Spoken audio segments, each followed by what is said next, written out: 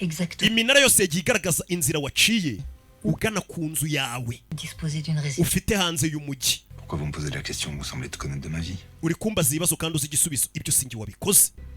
Nous avons obtenu un mandat, monsieur Polignac. umupolisi yaduhaye urupapuro rwo kugusaka. Ce matin. ubu tuvugana inzu ye bari kuyisaka. iyo nzu wibuke bayisizemo ibimenyetso byose n'amadiyama n'ibiki. Oui. Huh! Ce que vous voyez là, ce sont des fibres. Non, moi je ne vois rien. Absolument identiques à celles des ficelles des étiquettes des bijoux dérobés. batangiye kumwereka ibyo basanze mu rugo. Basa. hano birasa nkaho waje ugatwika utuntu twose dusa nk'utwari ducometse cyangwa se dufashe bya bintu byose bifashe kuri ya mikufe bibye, bya bindi bahatwitse bari kumushyiraho ibimenyetso.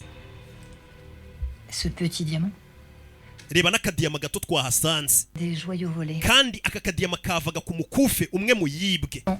Huh! Attendez. twagasanze mu ntebe yo mu nzu yawe ufite hanze Vous y'umujyi. allez encore me dire que vous dormiez à point fermé, monsieur Polignac. urashaka kubeshya ko wari usinziriye nk'umwana Monsieur Polignac? si weho wibye imikufi. umugabo bamushyizeho ibimenyetso byose, dore bamushyizeho ibimenyetso tayari batangiye gupakira.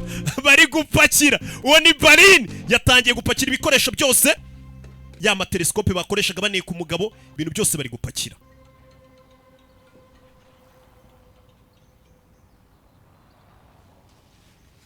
umugore ari kurira.